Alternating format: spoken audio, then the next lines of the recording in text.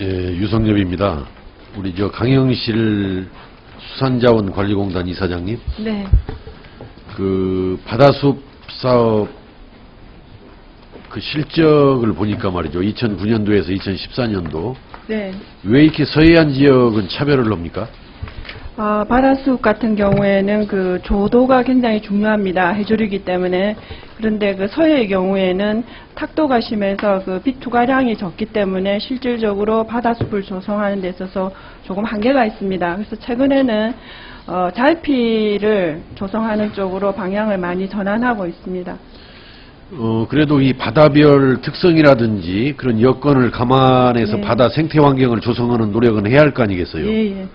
그 서해바다에 탐만 하지 마시고 네네. 서해바다도 많이 오염이 되어 있습니다. 많은 강들이 네. 서해바다로 네. 들어가고 있기 때문에 네. 내륙에 오염이 전달해두고 있기 때문에 뭐 차별하신 것이 아니라고 그러니까 다행이지만은 그러나 더 적극적으로 네. 그 바다별 특성을 감안한 연안 생태환경 개선 사업을 좀 적극적으로 펼치실 필요가 있겠다. 예, 알겠습니다. 예. 지금 현재 사실 그 시본바다 목장이 하나 태안에 완공됐고 예. 연안바다 목장도 4개소가 완공, 지금 9개소가 조성 중에 있습니다. 예. 그래서 노력을 앞으로 더 많이 하도록 하겠습니다. 예, 적극적으로 좀 바다 특성을 감안해 주시기를 말씀을 드리고요. 산림조합 중앙회장님, 그 아침 업무 보고 때 보니까 중국 어선, 수산, 죄송합니다. 예. 수산 중앙회장님. 아침 그 업무 보고 때 보니까 중국 어선 불법 조업에 대한 단속이 강화될 필요가 있겠다, 이런 네. 지적 말씀을 주셨는데요. 그런데 최근 그 박근혜 정부에서 해경을 해체하겠다, 이렇게 5월달 대국민담화에서 발표를 했어요. 뭐 걱정이 안 되십니까?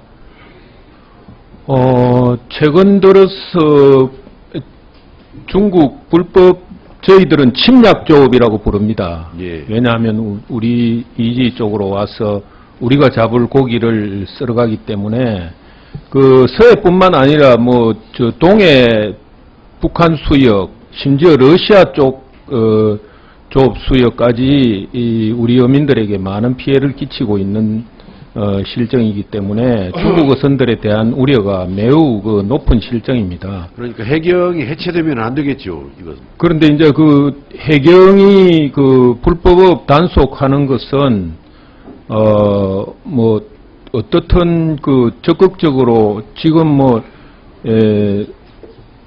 경비정을 더 강화시켜 가지고 회장님 이렇게 죄송한데 좀 시간이 별로 없어가지고 5분 내에 이제 질의를 마쳐야 되니까. 예. 하여튼 해경 해체에 찬성합니까, 반대합니까? 해경은 있어야죠. 예, 있어야 해경이 되죠. 없으면 안 되죠. 예.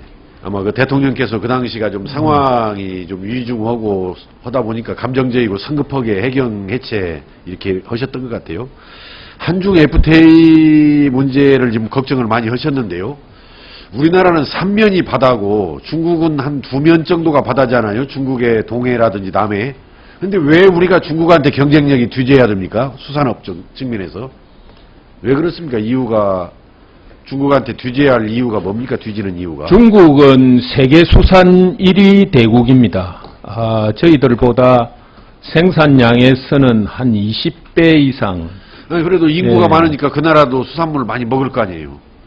수산물 소비는 중국이 우리보다는 많이 덜하죠.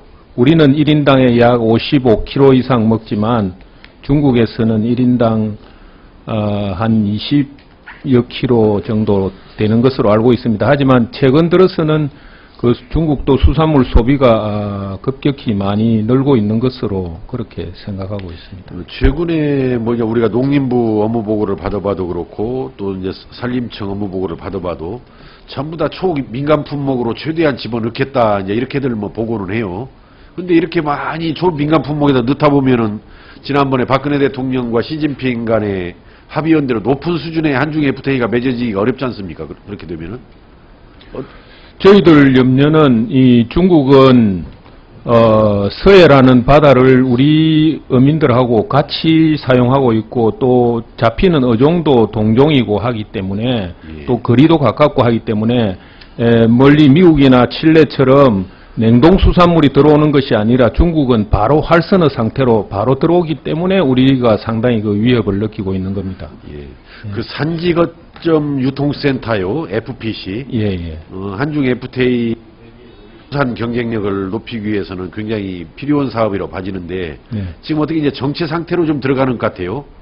그 이유가 왜 그렇고 앞으로 어떤 보관을 가지고 그 계십니까? FPC 사업은 정말 그 빨리 시행이 돼야 하는 사업인데 지금 현재 그게 자담률이 높습니다. 예. 40대 30, 30 이렇게 되는 것으로 알고 있는데 그 자담 비율이 높기 때문에 지금 현재 회원조합이라든지 지방자치단체가 자담 부담 비율이 높기 때문에 사업을 사실 기피하고 있는 이런 부분도 있습니다. 이게 지금 광특으로 하고 있는 거죠? 예, 아마 그런 줄로 알고 예, 있습니다. 그래서 국고 40%, 지방비 30%, 자부담 30%인데 30%. 좀 요걸 정부와 긴밀하게 협의를 해서 예. 노후된 기 설치된 것 중에서 노후도 아마 보강을 해야 될 것이고 말이죠. 네, 거기도. 네.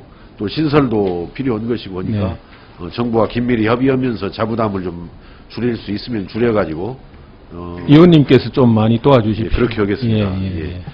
마지막으로 한 가지만 간단하게 묻고 마무리를 하겠습니다. 이 제 지역구 민원인데요.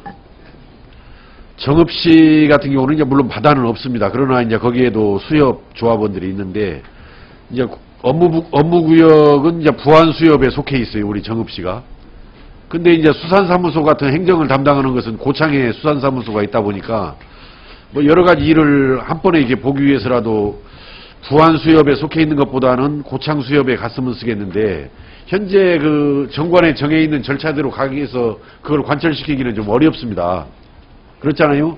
과반수가 참석해서 과반수가 의결을 해야 이 구역 조정, 업무구역 조정 의결이 가능한 건데 그래서 아마 이게 해수부 장관한테 요청을 하고 해수부가 직권으로 결정할 수 있는 특별 절차가 있는 것으로 알고 있어요. 그래서 정읍의 업무구역을 부안수협에서 고창수협으로 바꾸는 특단에 한번 노력을 해주실 수 있겠습니까?